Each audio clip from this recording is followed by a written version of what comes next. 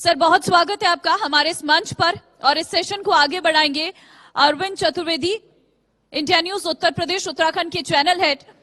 यशपाल आर्या जी से तमाम विपक्ष के मुद्दों पर चर्चा करेंगे क्योंकि यशपाल आर्या जी का अनुभव खासकर उत्तराखंड में बहुत लंबा है, राजनीतिक अनुभव।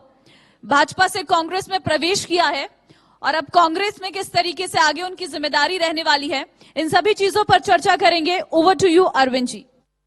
Thank you Mamata. हमारा जो रुद्रपुर का सेशन है वो आखिरी चरण में है और शानदार सेशन था। जिस तरह की हमें उम्मीद नहीं थी कि इतना बेहतर हम लोग करेंगे यहाँ पे, क्योंकि लोग कह रहे थे कि नहीं छोटा शहर है, कैसे इतना बड़ा कॉन्क्लेव आप लोग करेंगे। लेकिन यहाँ के लोगों का सहयोग, अफसरों का सहयोग, नेताओं का सहयोग, बहुत ही शानदार कॉन्क्लेव था और बड़ा ही यादगार। यशपाल सर, आपका इंडिया न्यूज में बहुत स्वागत है और बड़ी लंबी राजनीति है आपकी और अच्छा खासा आपका अनुभव है। हम लोग कांग्रेस की बात करते हैं। उत्तराखंड में फिलहाल कांग्रेस को लेकर हम क्या कह सकते हैं, क्या स्थिति है कांग्रेस की? कांग्रेस क्योंकि विधानसभा चुनाव तो आप लोग के हाथ से निकल गया, अब आने वाले समय में लोकसभा का चुनाव है और बहुत बड़ी चुनौती है। मेरे मन में सवाल यह है कि भाई हर पार्टी ये चाहती है कि वो चुनाव जीते और आप तो विपक्ष के नेता है, इतने बड़े नेता हैं। आप मुझे बताइए कि कितना टक्कर देती हुई नजर आ रही है कांग्रेस भारतीय जनता पार्टी को उत्तरांचल में? देखिए, सबसे पहले मैं आपका हृदय से आभार व्यक्त करना चाहता हूं कि आपने इस महत्वपूर्ण अधिवेशन में मुझसे वक़्फ़ी आमंत्रित किया है और जो प्रश्न आपने किया है निश्चित रूप से बहुत ही सारगर्भित भी है और आज के वर्तमान परिप्रेक्ष्य में बहुत महत्वपूर्ण भी है और गंभीर भी है। और जहाँ तक भविष्य के बारे में, जैसा आपने कहा कि लोकसभा का चुनाव बहुत करीब आ चुका है, नज़दीक आ चुका है और हमारा प्रदर्शन आने वाले चुनाव में कैसा रहेगा, क्या स्थिति होगी, उसके बारे में आपने प्रश्न किया है। मेरा मानना है कि 2022 का चुनाव जिसका आप जिक्र कर रहे थे, एक प्रचंड बहुमत की सरकार पुनः भाजपा की उत्तराखंड में सत्तारूढ़ हुई है, सत्तासीन हुई है जी। और जनता ने बड़ा विश्वास भरोसा भी किया उनके वायदों पर, उनके नारों पर और उनके द्वारा दिए गए जो स्लोगन थे, कहिए जो उनकी जो घोषणा पत्र था, जो उनका दिव्य पत्र था, उसमें उन्होंने काफी भविष्य की का एक खाका हमारे सामने, हमारे महान जनता के सामने रखा। लेकिन आज जनता पूरी तरह निराश हो चुकी है और विकल्प नहीं है। एक विकल्प के तौर पर कांग्रेस उनके सामने है। इन्होंने कहा था कि हम 22,000 नौजवानों को रोजगार देंगे, ये इनका वो वायदा था, जो घोषणा पत्र भी था और दृष्टि पत्र में इसका उन्होंने साफ तौर से उल्लेख भी किया था। 22,000 नौजवानों को सरकारी नौकरियों में स्थान दिया जाएगा, उनको अवसर मिलेगा। इन्होंने कहा था कि हम किसानों की आय को 2022 में दुगनी कर देंगे। इन्होंने ये भी कहा था कि महंगाई पर हम नियंत्रण करके अंकुश लगाएंगे और इन्होंने कहा था कि सबका साथ, सबका विश्वास, सबका विकास, ये पिछले वर्षों में इनका एक बहुत बड़ा स्लोगन भी है और संकल्प भी है। लेकिन देखने में आ रहा है कि ये जो वायदे किए हैं, जो इन्होंने जनता के सामने अपने चुनाव घोषणा पत्र में जिनका जिक्र किया, आज जनता निराश है, हताश है, कुंठित हो चुकी है। और मेरा मानना है कि 2022 में इन्होंने जो कहा था कि किसानों की आय दुगनी नहीं हुई, 22,000 नौजवानों को रोजगार देने का एक सपना रह गया। हाँ, जरूर हुआ है कि परत दर परत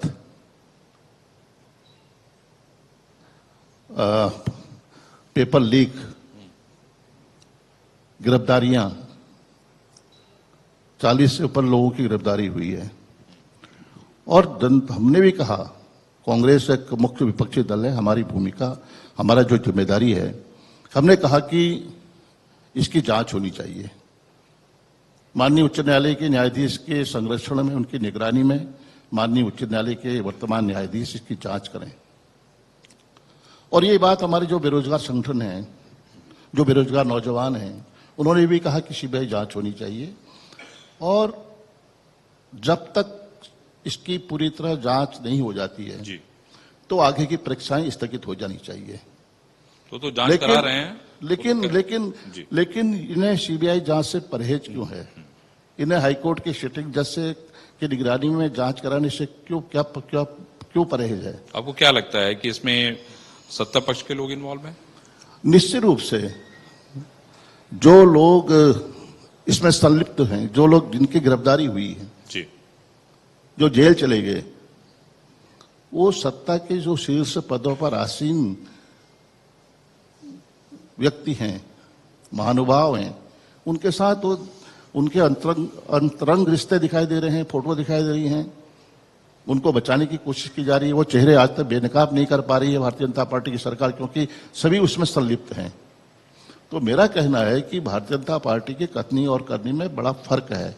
और इसी तरह इन्होंने कहा था, भी मैं देख रहा था कि हमारी बहन कह रही थी कि अंकिता हत्याकांड की बात कर रही थी। जी, तमाम एक बेसहारा लड़की रोजगार की तलाश में जाती है जी, और उसकी निर्ममता से हत्या कर दी जाती है।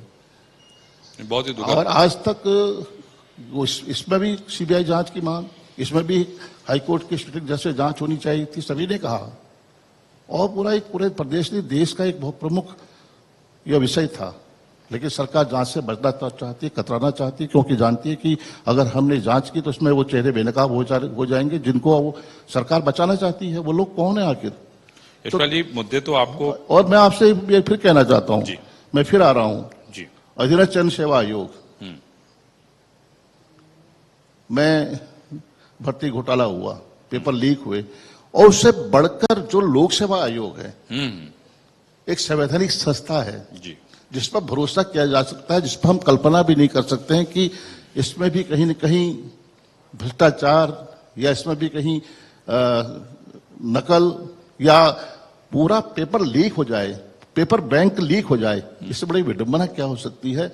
ये प्रश्न है या अंगुलियां उठ रही हैं, लेकिन सरकार बचना चाहती है। सरकार नहीं चाहती कि ये मामले खुलें और वो चेहरे बेनकाब हों। नौजवान आंदोलन करते हैं, परेड ग्राउंड में आंदोलन कर हजारों की तादाद में इकट्ठा होते हैं और उन्हें गंभीर संगीन धाराओं में उन्हें जेल में भेज दिया जाता है। और जो जेल में थे, जो संलिप्त थे, उन्हें बेल मिल जाती है।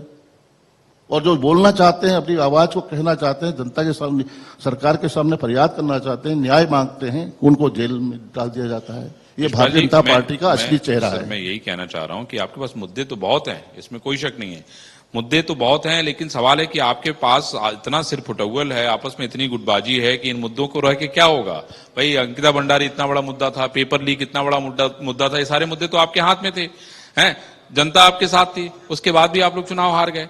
ये आपस में ही इतनी सिर फुटौल है कि आप लोग अपने खेमे के लोगों को टिकट दिलवाने में इतने लड़े भिड़े कि सब टिकट इधर उधर चला गया और चुनाव हाथ से निकल गया। इसको लेके यशपाल जी, आप वरिष्ठ आदमी हैं, मैं आपसे समझना चाह रहा हूं, इसको लेके कौन सा आपने ये प्रश्न किया कि भारत कांग्रेस में अंतर्दंत है, अंतरकला है, दिखता है वो दिखाई देता है।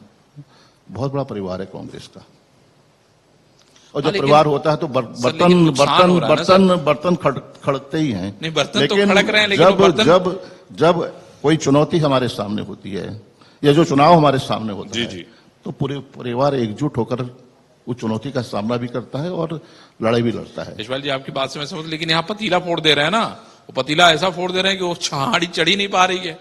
हाड़ी चढ़े तब तो कुछ बने, पकी नहीं पा रहा मामला। नहीं, ऐसा नहीं है, हमारे वहां आंतरिक लोकतंत्र जो ज्यादा है, इस बात को स्वीकार करना चाहिए।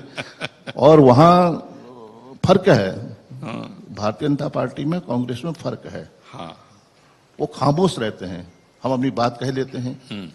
वहां पर मैं उस शब्दों को इस्तेमाल करने में थोड़ा संकोच बरत रहा हूं कि डर है, वो बोलने की आजादी नहीं है।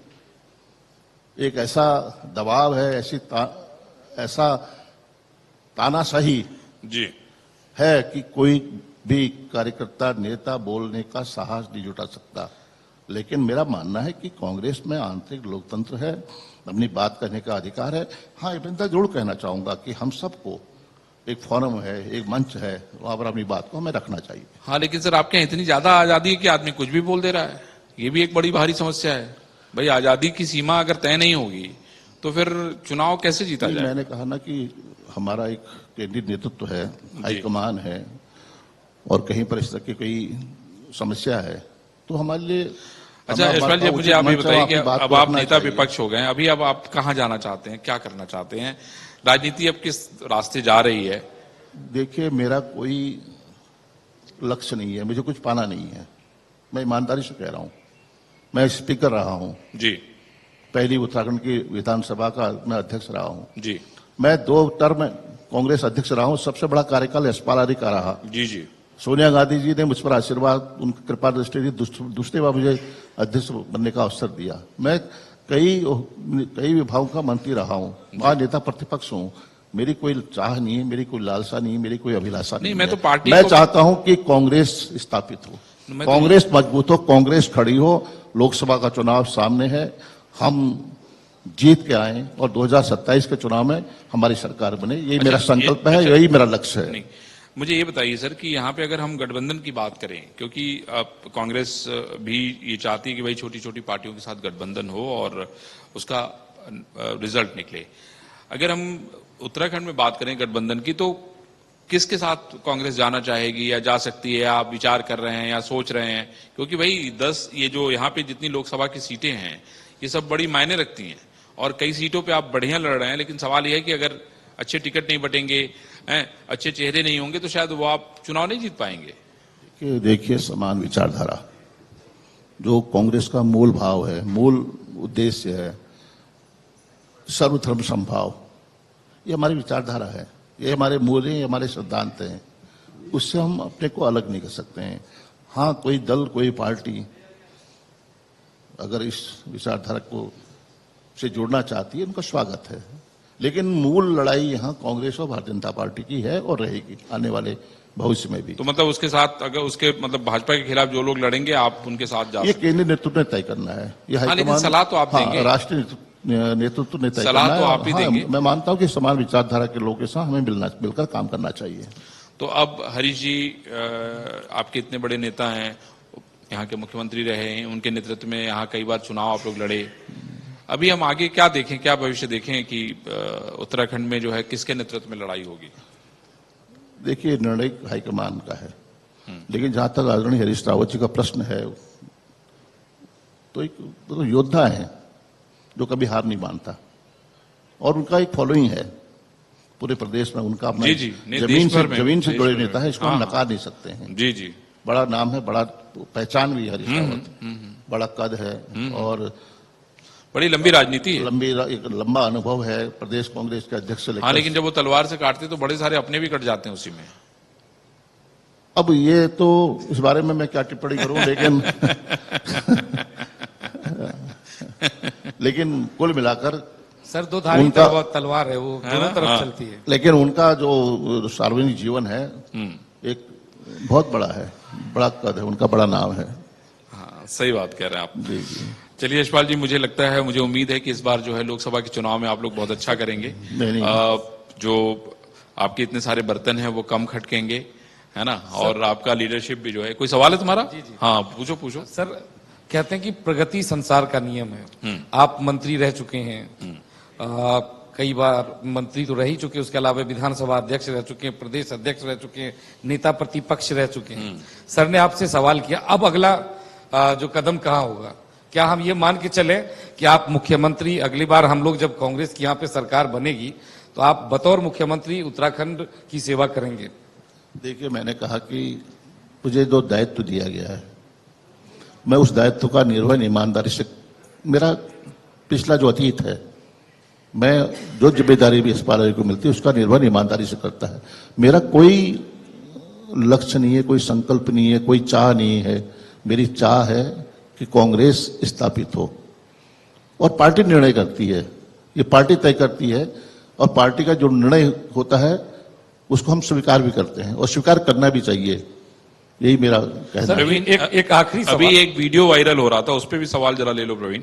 वो वीडियो किसका था और कहां से वायरल हो रहा था? ऋषिकेश से एक वीडियो वायरल हुआ है और इस वायरल वीडियो में जो राज्य के वित्त मंत्री हैं वो एक पर्यटक को पीटते हुए दिख रहे हैं, आपस में हाथापाई आपने करते वीडियो हुए दिख देखा रहे वो? हैं।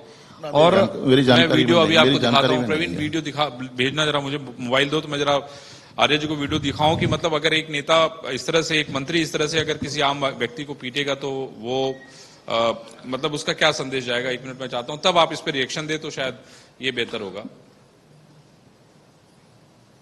हाँ प्रवीण वीडियो दिखाइए। हाँ ये देखिए, ये वीडियो है। नहीं वही है।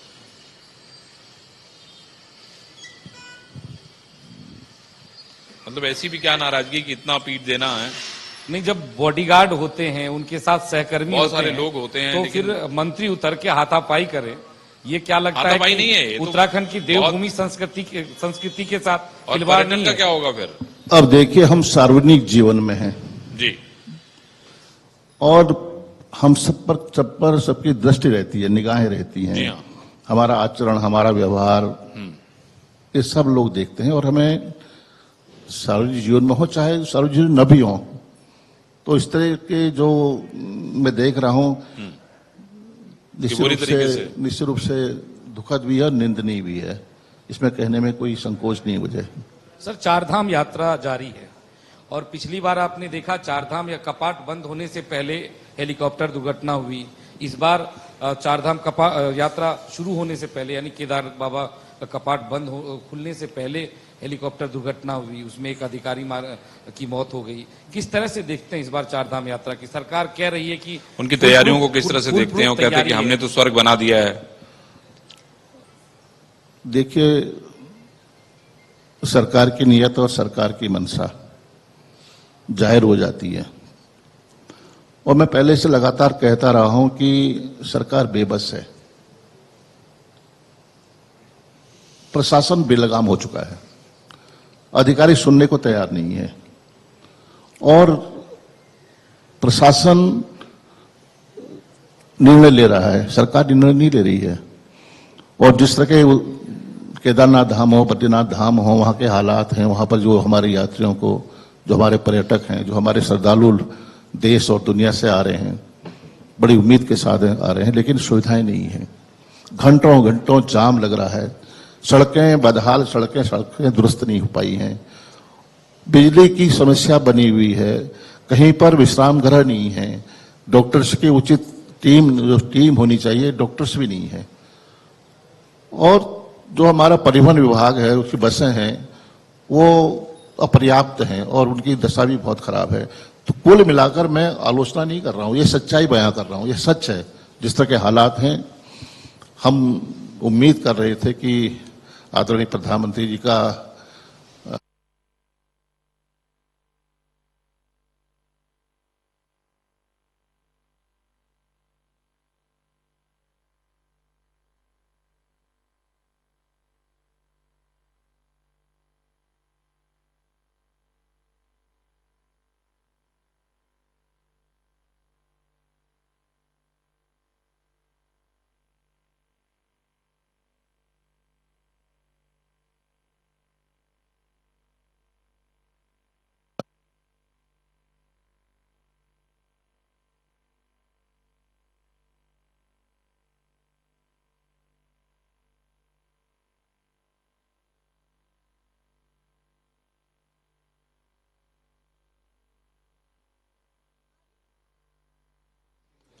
एनुअल बजट 2022, सप्लीमेंट्री बजट,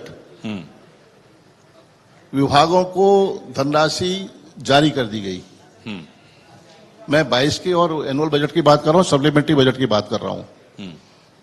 और सरकार बजट रिलीज करने के बावजूद, विभागवार बजट रिलीज करने के बावजूद भी 41% पैसा अधिकारी खर्च नहीं कर पाए। और सवाल ये जो कह रहे हैं कि हम सबका साथ, सबका विकास, सबका विश्वास की बात कर रहे हैं, विकास की बात करते हैं, विकास इनके एजेंडे में नहीं है। और वो 41% पैसा पिछले वर्ष का खर्च नहीं कर पाई। और 1 लाख करोड़ 1 लाख करोड़ डबल इंजन की सरकार 1 लाख करोड़ कर्ज में है ये सरकार। 2002 से लेकर 2017 तक 35,000 करोड़ कर्ज लिया राज्य ने, सरकार ने, विभिन्न सरकारों ने। और 2017 से लेकर 2023 तक 1,00,000 करोड़ रुपया कर्ज में डूबी हुई सरकार है। तो इस सरकार से क्या अपेक्षा करें? अब चलिए सर, ये हम लोग लोकसभा चुनाव में देखेंगे कि सरकार से की गई अपेक्षाएं कितनी पूरी हो रही हैं। आप लोग किस तरह से चुनाव लड़ रहे हैं, क्योंकि ये बड़ा अहम है। नीतीश कुमार एक तरफ निकले हुए हैं सारे विपक्षों को एक साथ एक मंच पे लाने का, वो उसमें कितना कामयाब होंगे। उत्तराखंड बेहद अहम है, उत्तर प्रदेश आपके लिए बेहद अहम है। आपके नेता राहुल गांधी देखिए क्या करते हैं, कर्नाटक में क्या होने जा रहा है। ये सारी चीजें तो भविष्य के गर्त में है, लेकिन यही भविष्य तय करेंगे।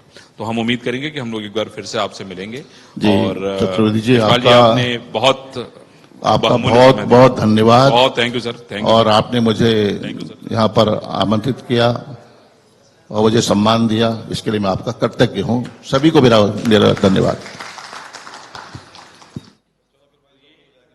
जो है आज यही समाप्त होता है और मैं समझता हूं कि ये शानदार कार्यक्रम था और यहाँ के लोग यादगार हैं और कभी ना भूलने वाले हैं। हम लोग जल्दी फिर से मिलेंगे नई सोच के साथ, नए कार्यक्रम के साथ। तब तक आप लोग देखते रहिए Indian news. Thank you very much.